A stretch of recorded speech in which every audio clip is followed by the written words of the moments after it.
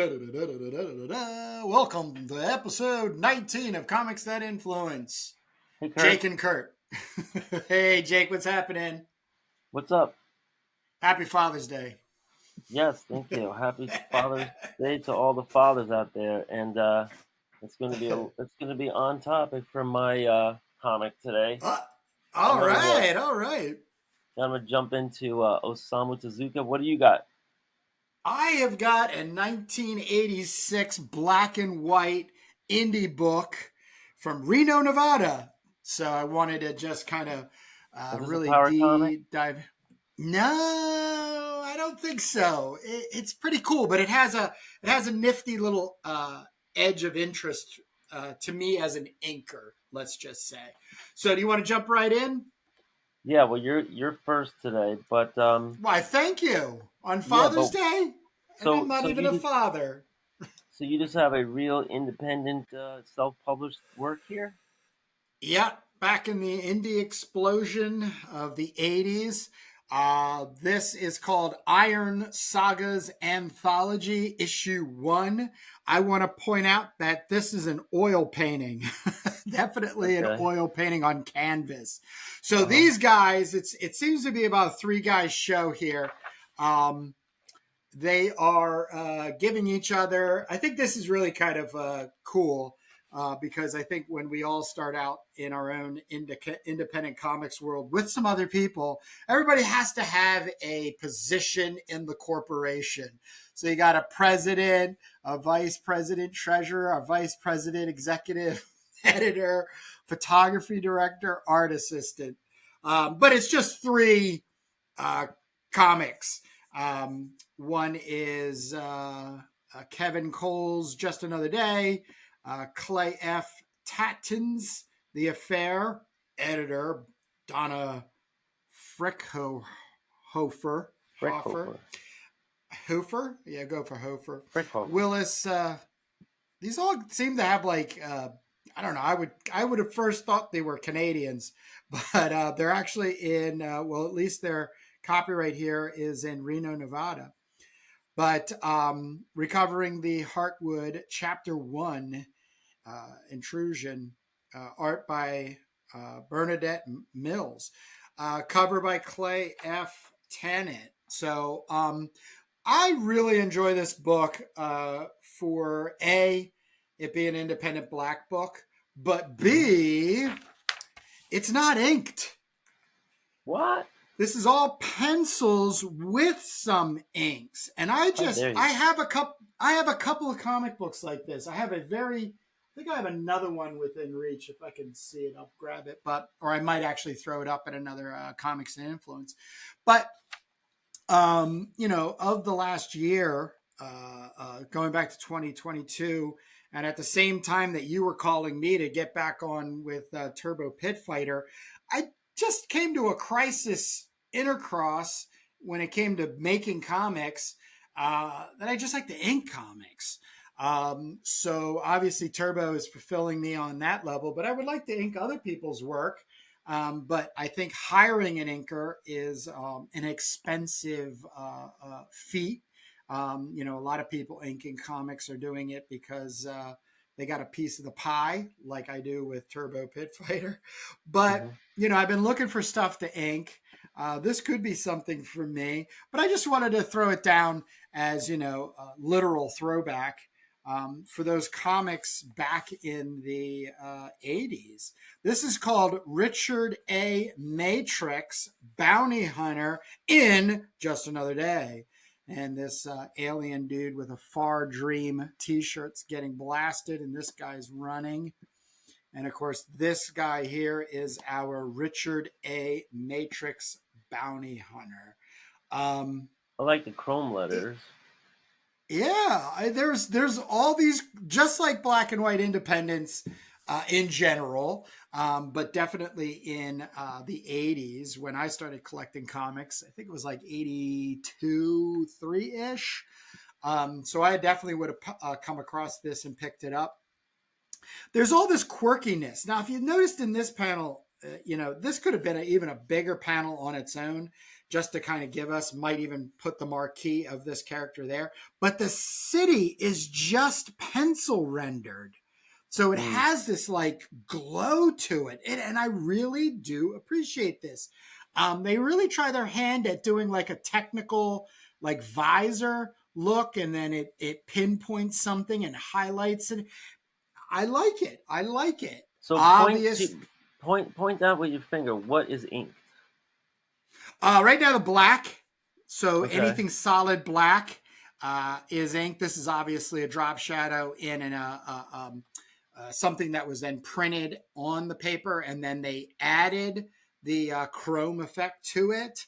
But there are a couple of faint inking lines, just to pick up here, like in the dirt Weird. here. But everything getting blasted through here. This So blast, that's it's that's all pretty pencil. unusual. Yeah, that's I pretty that's unusual. I am Mr. Unusual when it comes to my eclectic And comic book this collecting. guy, he's getting blasted with a laser, and his entrails are popping out.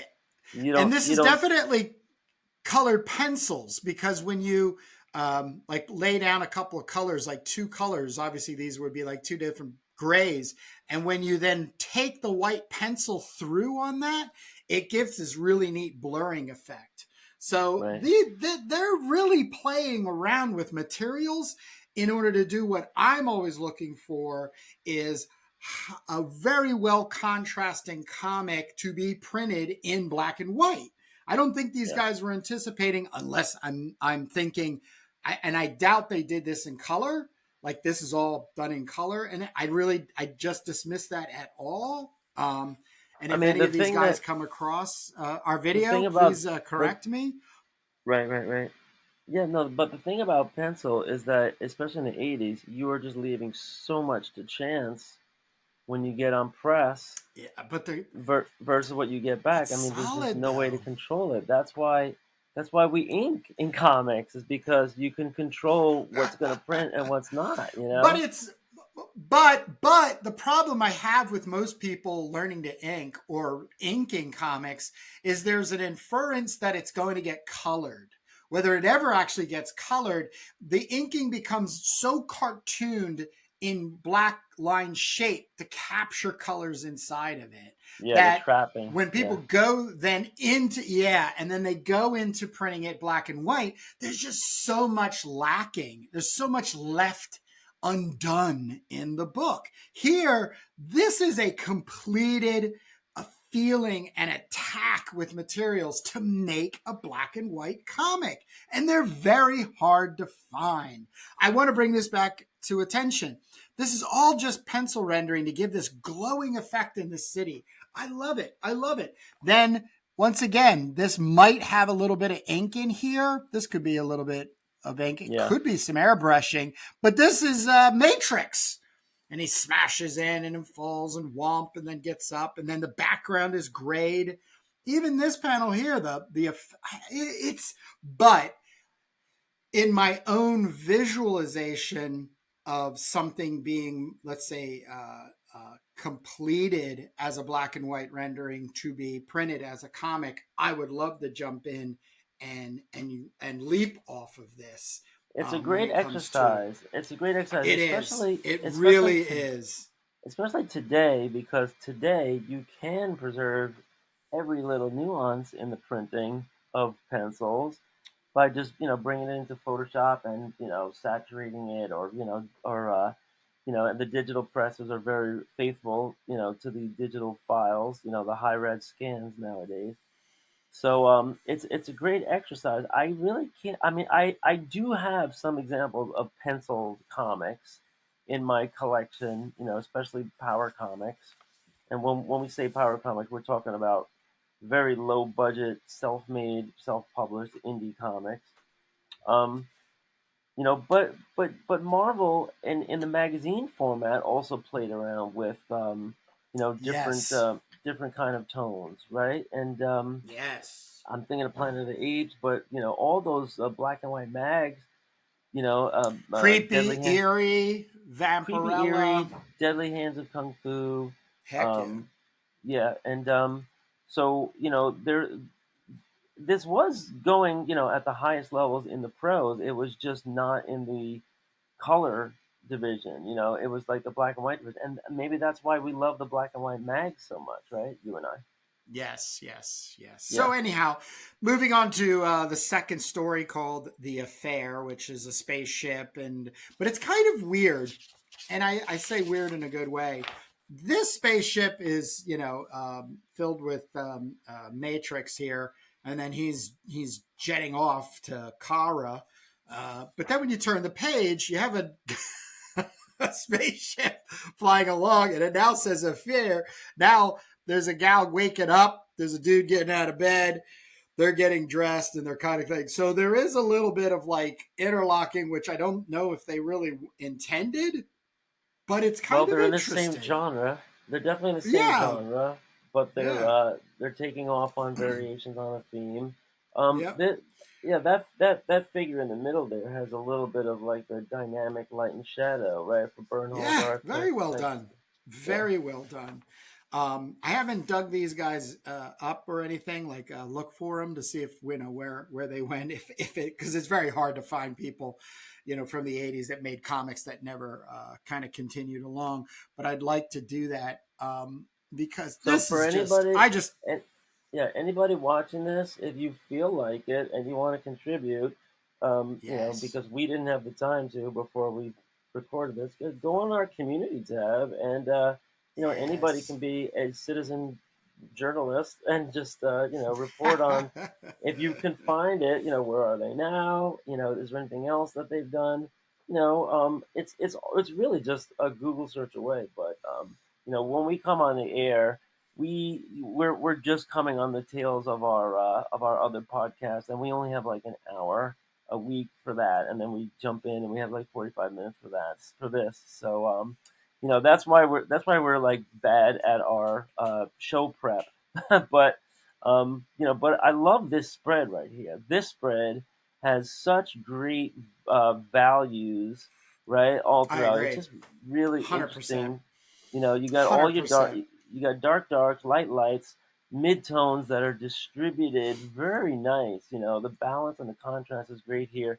So, did you be honest? Did you check out the story ahead of time, or are you just like flipping through here? I just flipped through, but I have read the story in the past, and it's very, wonky sci-fi pulp stuff. Uh They try huh. to get colorful. They get colorful with their prose. This story is obviously leaning into the whole alien. So they're coming on a shit a planet and a beacon and blah blah blah blah blah. Just like the scene And in then there's Alien by Ridley yeah, Scott. and then By there's an yeah, alien, and there's I don't know when's that was in the air in the '80s. That was huge. Alien, the first exactly Alien, exactly. It's the first Alien movie with Sigourney.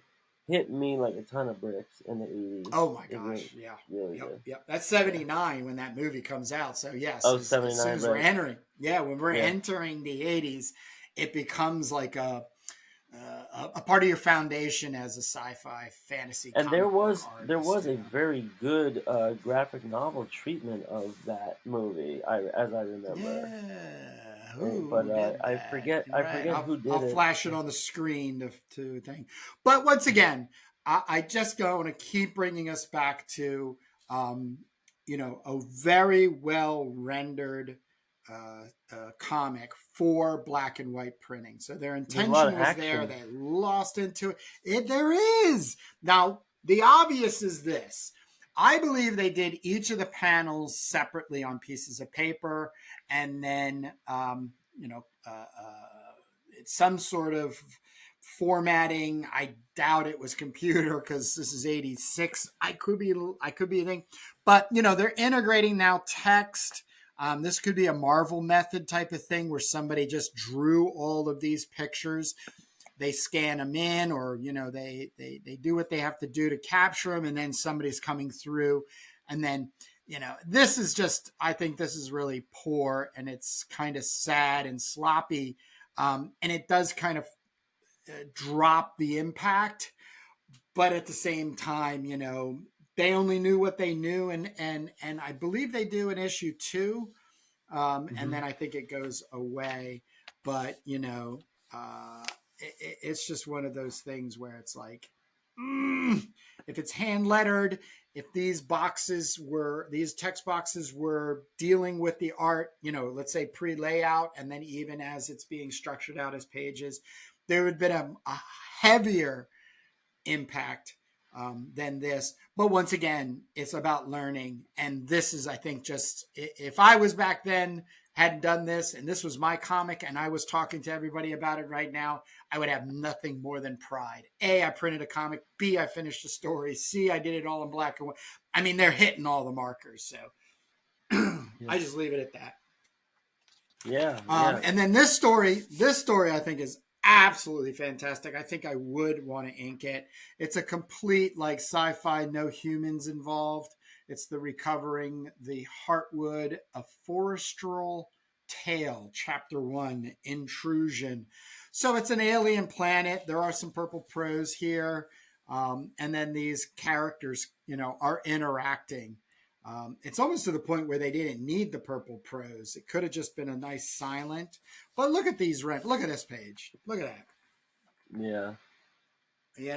I really well done. And I think it could use another draft, a variant version So this is of this it. is a different artist.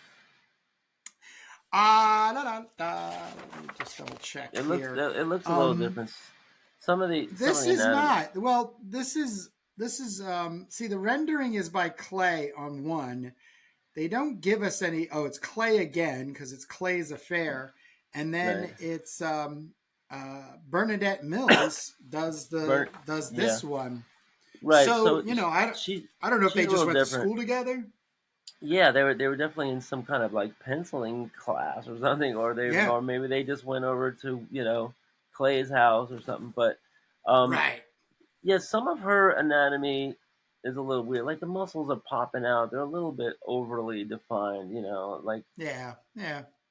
it's a little much. And then like the backgrounds are great, but then like she'll have a very sparse background there. This ain't that going on. Yeah, why not Yeah. throw There's some there's leaves in so the much. corner there?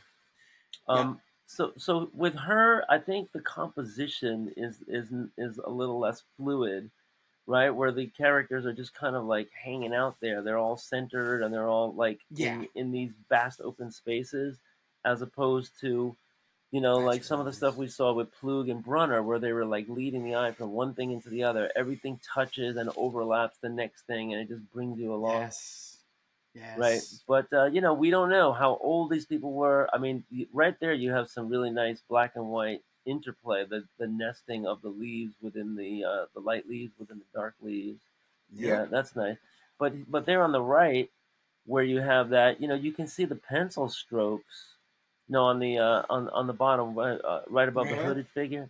Yeah, and so Right. maybe that detracts a little. Not for me, but that's the kind of thing where you don't want to see the pencil strokes where you're just filling in these large areas. That's where you probably want to use your spot blacks, or spot grays, let's say. Yep. Yep. But So very that's interesting that. find. But one of the really cool things they do are some prints. So some limited edition prints. How Obviously, the fun! cover. Yeah. This is. I'll just show this. This is the back cover right here. So another rendering. I'm thinking it's also oil painting. But So these individuals were really, they were bringing it, man. They were it was bringing it solid. Yeah, it's a success. This comic is a Yep. success. I Yep. wonder if these prints are on the what's that page? The comic art um, zone. What do you Comic call art it again? fans, Comic art comic art fan. fans. Right. That's a good point. I wonder if these guys are listed. I wonder if these prints that they sold decades ago, have any value I'll look today. into it. Because they could be lost on the highway, or they could be, hey, these are rare, and these are only sold in a very limited edition in this Iron Saga thing, back when, and then they're traded for hefty money. It could be anything like that, or in between. Yeah, really, really interesting, different. The kind Look of at the like castle back there. yeah, That is the so that is the so well rendered. the coloring is great. I like the chrome on the saddle, the shininess on the saddle, the Yes. reflectiveness. But also like there's kind of like a very painterly quality. I'm thinking of like Dali in the back, right? Oh wow. I agree. I agree. Yeah. Yes. But then, you also have Yes. like some flashes of Frazetta, and it's also just its own original thing. Great composition there. I love the Love it. sky, the way it frames everything. That's a nice piece. And that I was an would buy that. I would yeah, buy that. that was the color The print that they original. were selling. I would buy the Yeah, original. but they were selling color prints of that in the ad. Yes. Yeah, I would Nice. buy a color print too. Yeah, Yeah. hands down. I love the layering, the foreground and the background layering. Yeah. This one it's hard to see because it's so vertical and Yeah. things are Yeah. small. Being on its side was They were important because very afraid of layering. Like they kept everybody separate. So if they really just zoomed in on this and then maybe dropped this down in here, it would have been a lot more impact and success in the yes, in the cover. for anybody listening, I mean that says anthology with a big A and a big Y.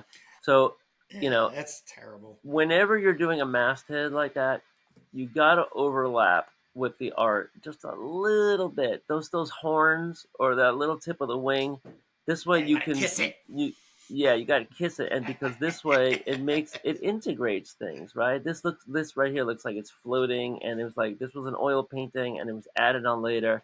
This was four color separation. We had to get a high res. We had to go do print it from a photograph or a drum scan, let's say, and we there was no Photoshop, but just I mean, in my view, that you get your lettering is bigger, so you stand out on the racks.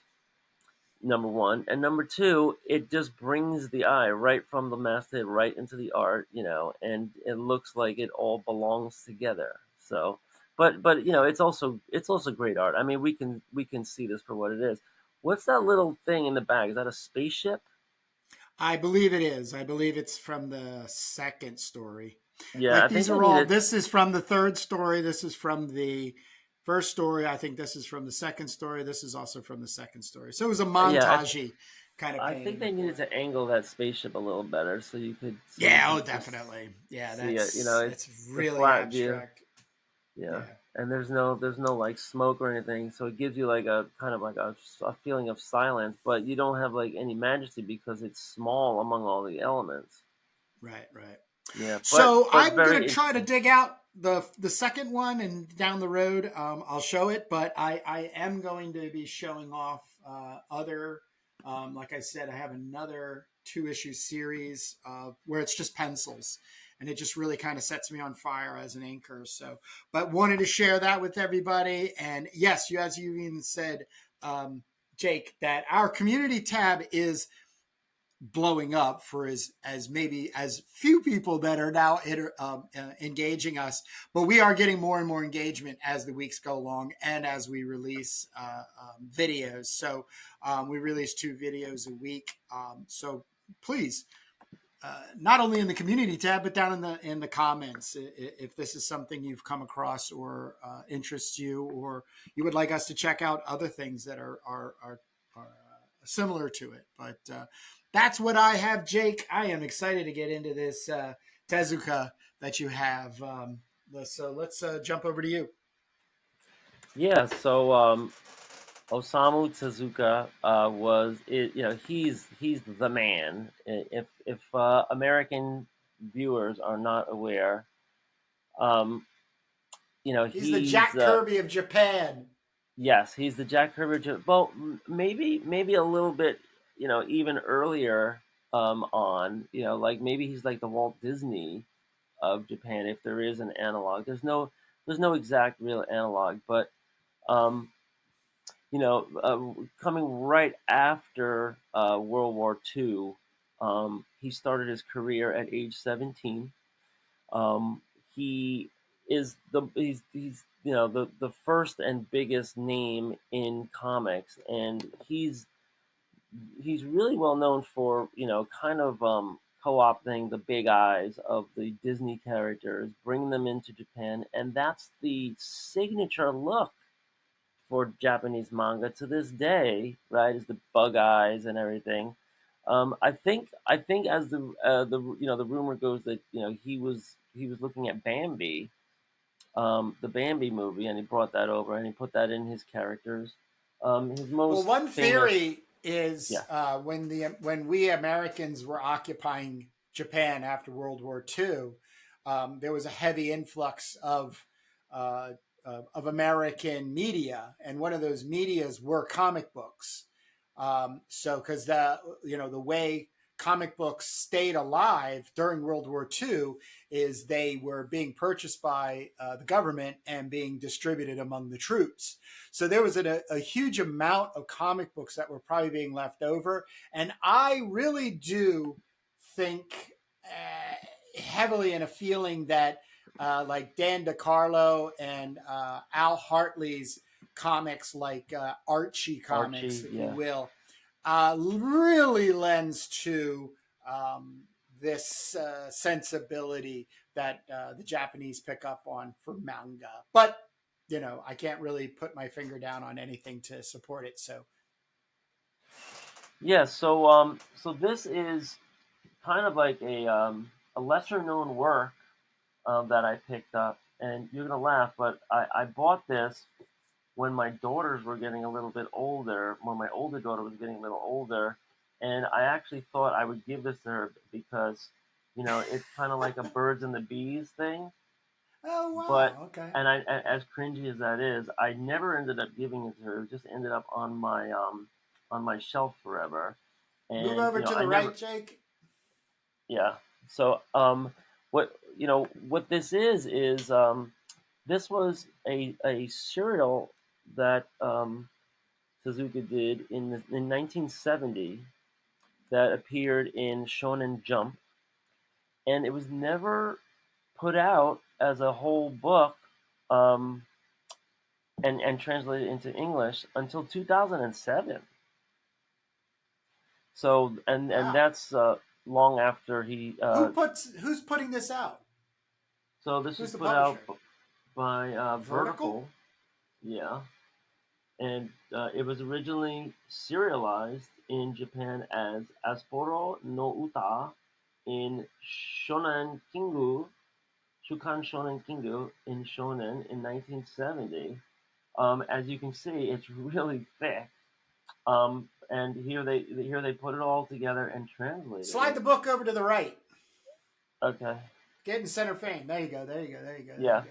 So Thank you. it follows it. The story follows a neglected and abused boy who does not have any feelings of love, and Wow, that's heavy. yeah, and through a series Okay. of visions spanning the past and the future, Shogo explores the meaning of love between man and woman. And so Wow. this was pretty like heavy duty stuff. It's very tasteful. And the the audiences for shonen manga back in 1970 was a very mixed age audience. Wouldn't you agree? Right? It's It like was young and old, all over the place. all over the Children to place. grandmoms, to grandpops, to steel workers, to restaurant, whatever. Everybody reads comics. And so there was definitely comics for children, and then there was definitely comics for adults, Wow. right? Wow. And this is more like a mainstream thing. I mean, a lot of Americans don't realize that in Japan, I don't know how recent these figures are, but they say like in America, maybe 1 out of 20 people, buys and reads comics, but in Japan, it's Right. like 1 out of 4 men, women, children, old ladies. Yep. They Yep. leave them on the bus for one another. Their Yep. garbage cans on the street have a little tray on the top because these are all printed on very thin disposable paper, and when they're done reading it, they just plop it on the top of the tray for somebody else to come along and leaf through it, right? Yep. Yep. And then all the all of those serials are, they're all compiled into the books that you see in the bookstores. Um, so this is his style. A lot of people might see like Speed Racer in here. Yeah. Um, that this is the definitive style. Here he's confronting his mother. So this is some heavy duty stuff going on, and I'm not barely going to scratch the surface here, but this is reflecting back to his childbirth. They're talking about breast milk formula, and it's so funny. I love these eyebrows here. Oh, I did Um, too. I was just gonna make a comment about that. Oh, love it. the expressiveness of manga, right? Like they will Yeah. just break Oh. all conventions of realism when they want to, Whew. and they'll be cartoony, but then on the other hand, they'll be very detailed, and they're very meticulous, with background. He's got some definite films in here, cut films here, the Zipatones and Zeppeton? the Bend-Aid tints, right? And these little hatch tints and everything, right? Even these, I remember I once had this. These are films that you just cut out, or an assistant cuts out and lays in. Um, and you know what this is reminding me of a lot, real strongly here? From the New York Times, the famous caricaturist Al Hirschfeld, the guy that Yeah, used to yeah, hide, the guy that used to hide the little Ninas, right? He used to do yeah. all the celebrities. Yeah, this looks like his style. So, Osamu was very influenced by others that he saw. Um, if anybody wants to go online, the official, in Japanese it's Tezuka Osamu, but in American it's like Osamu Tezuka. Um, Yep. the official website, brings you through some pretty cool bio of him, like from his early years into the into his professional days. And what people might not know is that he was obsessed with insects, and he would like collect beetles and stuff, and he would look at the designs, and he was part of the insect society, and he formed all these groups and everything. And he got his first real, I guess, impact when he published in 1947, when he was 19 years old. He published a version of Treasure Island called New Treasure Island, or Shintaka Rajima, and it went through several pressings, 400,000 copies sold. So as you can imagine, as a 19-year-old, So he was Jake, do you launched. do you know do you know that in Japan, I think it's the 50s, or definitely right after World War II, and the economy was in such despair that they had rent a manga. Really, Have you looked into that? You've got to look into that. It is really. it makes me just go crazy on how crazy they are about uh, about comic books. I mean, they that was like an industry, and so that was an entry point for somebody like Tezuka, or anybody, where it was slice of life comics, or you know what I mean, and it just flourishes out of just this voraciousness for it. I am so envious of Yeah, I Japan wish. manga. Don't you wish? I Because they say Italy. Yes, They say Italy. yes, It's the same thing. That there's yes. many It more is. people When I living. was there, yep, yep, yep, And yep. why can't America be like that? It would be heaven for me if there was a lot more. If Well, the it industry is was bigger. because now manga is just as is way more. It's twice, if not three times, more popular than American comics. Right. Well, So it, it's well, I getting think I've. consumed. If we drew like this, if we did our comics like this, and we did a manga comic, we would be way better off than I our don't know. I don't know. I American. don't know. It might be a cultural thing. I don't know if like, because the thing about the Japanese culture is there is a certain thing about repeatability and blending in, and saving face and all that.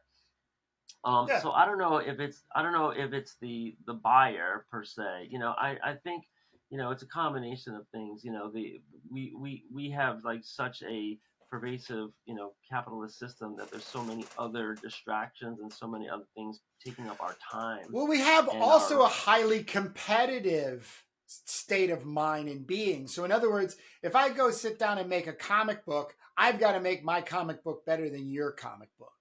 Where that's just so draining, if you will. If more people would just work together and just be a part of something that was wanting to make comic books better, American comic books would have an equal footing. Because in manga, you're absolutely right. It's a language. They write in symbols. yeah, You know, I mean, everybody makes comics. right. I And made so a comic in college, and when I was in Japan, all of my friends in Japan were making comics. So I ended up yeah, publishing so 3 or 4 of their stories in my first anthology.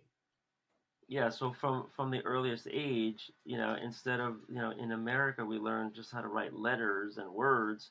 They learn, pictogram symbols. That's their alphabet, and so everybody, there has, more of an artistic leaning just in the written communication. But I'm I gotta definitely going show to get a copy of this.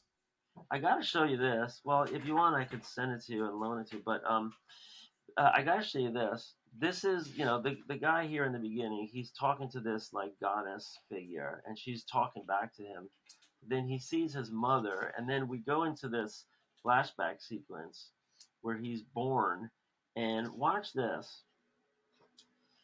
So now he's just a little baby, and he's hearing this guy yelling at him, and he's crying, and he never knew Wow. who his father was, and he called him Squareface Papa. So she's like primping herself, and I love these, like, period fashions. If you're a comic artist, you're also a fashion designer. Right? And so she's like fawning all over this guy, and the little kid's in the way. She says, "He's your son." He's denying it. He looks nothing like me. He can't be me. And then they go into the bedroom, right? And he's thinking about all these different men, that mom has. I have so many papas. Who's my real papa? It's droopy-eyed papa. I told you to learn his name, dumb kid. So I guess his mom was a real hoochie. And here in this sequence, she comes home. She's the guy's drunk. Papa, I love you the best. It's true. He sees right through it, right? This silent reaction panel, just says everything. What are you staring at? Run off and play. He says, I need money for school. There, she throws it on the floor, and she goes into the door with him, laughing. You got to wonder if any of this is autobiographical, because this is just so hard Ooh, hitting, right? Papa, will yep, you take us to yep. the zoo? So they're watching this on TV, a happy family, and then all of a sudden, so he gets violent and he like smashes the TV with a pole. He opens up the door. He sees the guy in bed with his mom. Close the door. Stop looking at us. Close it, you idiot. So now he's running away. I guess I mean, every kid goes through this. This is such a coming of age Yeah, story yeah, here. yeah, yeah. Apollo's song. So then the time is clicking away, and he's all by himself. All of a sudden, the mother is approaching, and he's also like this ethereal, wispy, like, see-through thing. It's like, a real kind of like, um, like, what is it called? That, that guy, Gossamer fabric? No. yeah, the gospel. But what's the Shakespearean thing where your mother is like at once, Hamlet? motherly and also attractive? No, Hamlet? no, the guy that Jim Morrison sang about it. Mother. Anyway, I saw Mama and Papa naked doing naughty things. So look, she's smashing Oedipus him. Rex? Oedipus. There we go. She's smashing him with a broom, right? She's Wow. beating him senseless. I wish I'd never been Wow. born. Why did you have me? That's what happens when men and women sleep together. So he's got nothing to say. Now he's contemplating, what goes on. He goes, I hate what happens between men and women. I remember these feelings myself. Like, when you're too young and you just like your mother's attention is being taken away from you. Yeah, yeah. So now look at all this great art. He's going through, like, this is like the wild kingdom here. These two birds are in love, and here comes a snake, and and he's rooting the snake on, eat them, swallow all the eggs, that'll show them. And then, like, there's a fight here. This is so intense. Imagine if you're just a little kid reading all this, right? And all of these sound effects are all translated, right? Tweet, tweet, tweet, squawk, squawk, squawk. These are all added in, flap, flap. So somebody had to translate all that. And so now here the bird is actually getting the snake, but then the snake gets the bird, and it's just like, oh my god, look at this. This is like this. If I saw this at the wrong age, like maybe 8, 9, I would be just devastated. And then the kid comes along and just ends it all.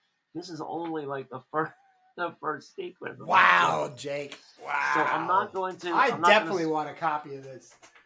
yeah, I'm not going to spoil the whole thing and everything, but this is it right here, and it gets a little bit frisky, but it's really just about the humanity of it all, the experience of a kid, and he has these misogynistic views because of his childhood, and how these things get passed along, and will he ever reconcile these things and have kind of like a normal relationship.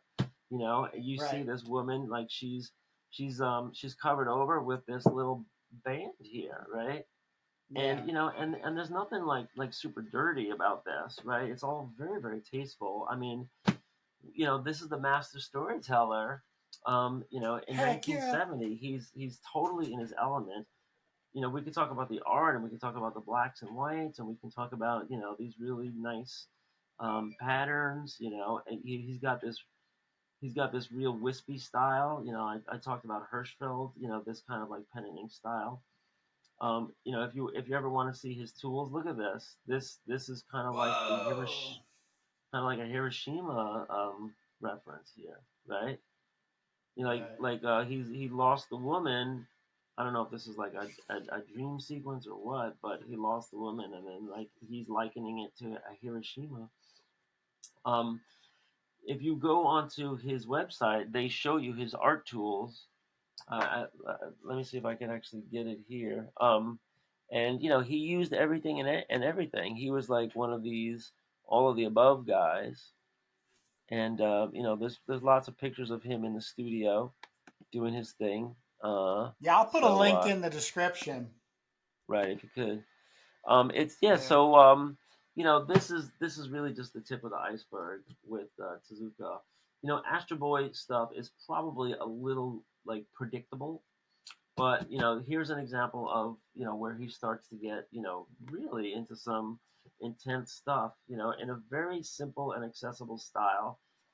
I'm gonna sit down and read this whole thing at some point, but I am really just recommending it because it's so intriguing, and here we go. Here's the back of the back cover blurb bio. He's the godfather of Japanese manga. He intended to become a doctor before turning to this what was considered a frivolous medium. He introduced Astro Boy, which was brought over to the U.S. and that started the U.S. off on Speed Racer and Astro Boy and Battle of the Planets Kimba and the all White those other. Lion. Yeah. Um, Vertical. Other works available from Vertical include the medical thriller Ode to Kirihito and the 8-volume epic Buddha, winner of the Eisner and I Harvey read that. Awards. So That's the this last thing is I read of so his. this is just Osama just getting started. They do have a 16 and over warning here, which is funny because leave it to America, to do that. But meanwhile, this stuff was, circulating in Japan, in the hands of every kid, because it was right in the Yeah. middle of shonen, serials. So that's my report for today. And what a master, what a masterpiece, and what a master. Wow. So That's yep, great. and That's it's great. just it's just like a day in the life. This is just like 1 year out of this guy's career, and he died in That's, '89. But a life well lived. Not yeah. not only manga but also animation. He was the Yeah. master of it all. He won every award, and he's very well regarded in Japan. I think the thing that he really stands out from, and it's why I think of him equally as a Jack Kirby, is he has mastered storytelling, picture to Yeah, picture, sequentially, and there are very few people that have done it and can do it. And really, what our struggle is in a passion form to making Turbo is to live up to this standard. So this is just yeah. absolutely I a mean, great but episode. this is like true cartooning. Like this isn't like comic book illustration. He's a cartoonist. Some of his Yeah, stuff is very yeah, simplified. Everybody copied him. Like yeah. he was the template for everybody. Like you could even see some Cobra in here. You could point to the Yeah. guy that does Gigantor. You could point to like everybody, and they all influence on him. So he was like the Uh, tip of the pyramid. So cool. yep. All right. Hats off to Osamu Tezuka or Osamu, however you want to say it. But Right. there you go. So Well, let's take look, us out. let's let you get out of here because you've got the rest of the day for Father's Day, Jake. Get you down to the beach or something. Yes, that's right. We Get a got a cold lot beer in going your on. hand. We'll So, do something. yeah, exactly. But yeah, that's what I have. As we've been saying, join our community tab. Get to the homepage of Making Turbo Pit Fighter. We have a lot of polls in there, a lot of questions, a lot of updates on what's going on. We're in this for the long haul, Jake and I. This is our retirement uh, We're long program, haulers. uh, and I think even the funnier part of it is we're doing this for us first. We're documenting our journey, but this also forces us to get stuff done every week as we meet every Sunday. Somewhere around 10 or 11 or 9:30 in the morning, and and we're getting stuff done. So we encourage others to do the same. Reach out and connect with us. We have an email in the about section, so please contact us or make a, and Make to those recommendations. who have we had a lot of activity and people were praising us for our comic making Turbo and the excitement of the Turbo teaser coming out. So thank you for making those comments, and we're going to have something out really soon. So other than that, that's all I have. Let's get these people back out to reading comics and making them if that's what they got. Anything in last words, Jake? No last words for now, but yep, come back here for Comics to Influence and check out our main channel, which is the Making of Turbo Pit Fighter. We got both of those things going on, all cylinders, so be a part of it. Thanks. Awesome. See you next Sunday, Jake. All right, man.